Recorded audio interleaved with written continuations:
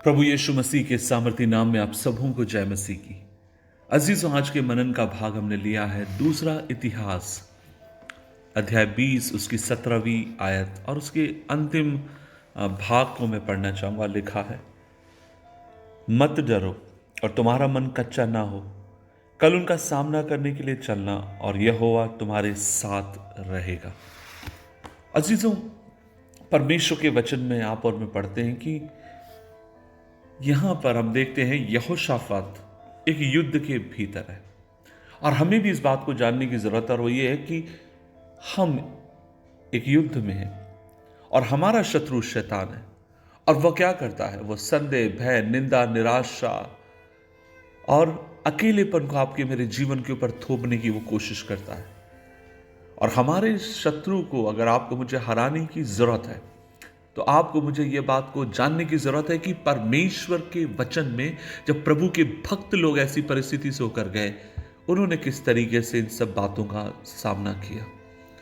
और मैं यहां पर देखता हूं कि यहोशाफात जो है एक बहुत ही सुंदर एक वर्णन है किस तरीके से अपने शत्रु का सामना करना, प्रभु के वचन में स्थिर होकर, प्रभु की इबादत में स्थिर होकर। और आप और मैं दूसरा इतिहास अध्याय 20 के भीतर हम देखते हैं कि यहोशाफात के सामने शत्रु एक बड़ी विशाल सेना को लेकर आता है और वो बहुत अधिक निराश हो जाता है, हताश हो जाता है। लेकिन ऐसे समय में वो एक कुछ महत्वपूर्ण निर्णयों को वो लेता है और हम देखते हैं वह परमेश्वर के सन्मुख खड़े होने का फैसला लेता है। और वो अपनी इस बात को पहचान लेता है कि वो भले ही इस दुनिया में राजा है, लेकिन उसकी जो शक्ति है या उसका जो प्रभाव है वह थोड़ा ही है। और वो प्रभु के सन्मुख खड़ा हो जाता है और परमेश्वर से प्रार्थना करना शुरू करता है। और आप और मैं देखते हैं कुछ कामों को वहां पर वो करता है जिसके द्वारा परमेश्वर अपने लोगों को आजाद कराता है। उसका अध्याय 20 उसकी 15वीं आयत में आप और मैं पढ़ते हैं, लिखा है, तब वह कहने लगा, हे सब यहूदियों और यरूशलेम के रहने वालों, हे राजा शपात, तुम ध्यान दो, यहोवा तुमसे यूं कहता है, तुम इस बड़ी भीड़ से मत डरो, तुम्हारा मन कच्चा ना हो, क्योंकि तुम्हारा युद्ध तुम्हारा नहीं परमेश्वर का है। अजीजों, यहां हम देखते हैं कि पहली बात, यहोशाफात इस बात को समझता है या उसको समझाया जाता है कि युद्ध तुम्हारा नहीं है, यह युद्ध परमेश्वर का है। अगर परमेश्वर का युद्ध है तो फिर परमेश्वर के ऊपर भरोसा रखते हुए आपको दुश्मन के खिलाफ खड़े होने की जरूरत है। और यहां पर हम देखते हैं जिस हथियार का इस्तेमाल करने के लिए इन सबको बोला जाता है, ना वो गोला था, ना बारूद था, उस समय तो ये था नहीं, लेकिन ना तलवार, ना भाला, ना बर्छी, पता, लेकिन वहां क्या कहा गया? परमेश्वर की स्तुति करने के लिए।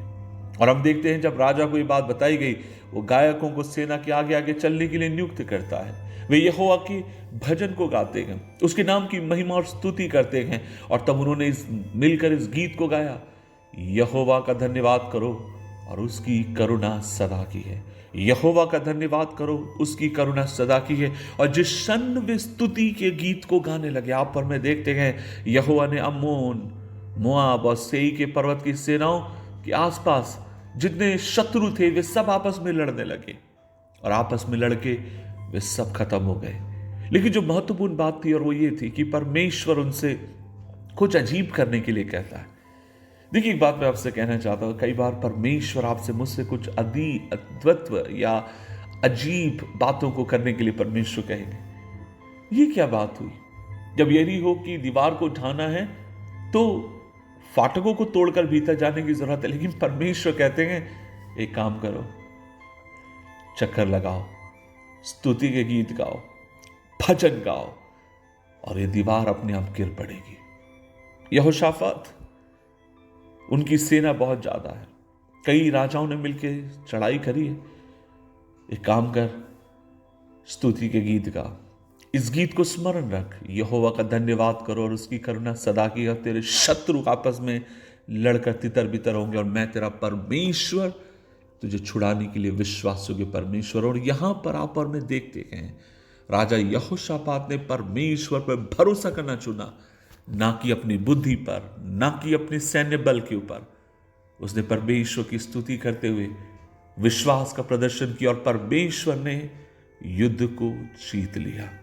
आज सुबह के समय मैं आपसे कहना चाहता हूं, जब आप और मैं इस आत्मिक लड़ाई को लड़ रहे हैं अपने परिवार में, अपने जीवन में, सेवकाई में, बहुत सारे लोग वो लोग होंगे जहां पर आप काम कर रहे हैं और लगातार आपके विरोध में लोग षड्यंत्र रच रहे हैं, जहां पर लोग आपको मार कर काट कर गिराने की कोशिश कर रहे हैं, जहां पर लोग आपको लज्जित करना चाहते हैं। लेकिन मेरे भाई मेरी बहन, आज तुझसे परमेश्वर का वचन कहता है, युद्ध तेरा नहीं है, युद्ध तेरे परमेश्वर का है। तू एक काम कर, उसकी स्तुति कर, उसकी आराधना कर। लोग तुझे पागल कहेंगे, लोग कहेंगे ये किस तरीके का मूर्खता का काम कर रहा है, लेकिन परमेश्वर चाहता है ऐसे समय में इस बात को स्मरण रख, युद्ध परमेश्वर का है तो प्रभु को युद्ध लड़ने दे, तू परमेश्वर की आराधना में जुड़ा रह। और जब आप और मैं सोचते हैं कि युद्ध मेरा है, मुझे इसको लड़ना है, तो फिर मेरे भाई तू फिर युद्ध लड़ और निश्चय तू हारेगा।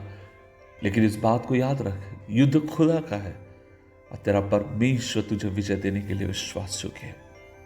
आज मुझे मालूम नहीं आपकी जिंदगी में किस बड़े चुनौती से आप होकर जा रहे हैं, लेकिन हाँ इतना मैं कह सकता हूं मेरी बहन, मेरे भाई, जो भी चुनौती से तू होकर जा रहा है, ये चुनौतियां तेरी नहीं है, तेरा परमेश्वर तेरे आगे आगे चलेगा, तेरा परमेश्वर तेरे लिए खड़ा रहेगा। तेरा काम ये है, उसकी स्तुति कर, उसकी आराधना कर, उसके नाम का भजन गा। दुआ करें। पिताजी, मैं अक्सर जिंदगी में अपनी जंग खुद लड़ने की कोशिश करता हूं।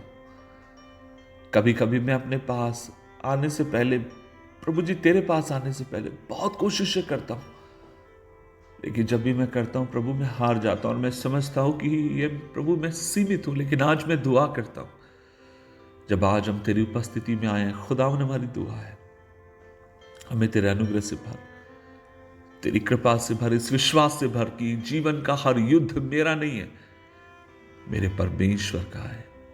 कृपा दे पिता, यीशु मसीह के नाम से मांगते हैं, आमीन, आमीन, आमीन।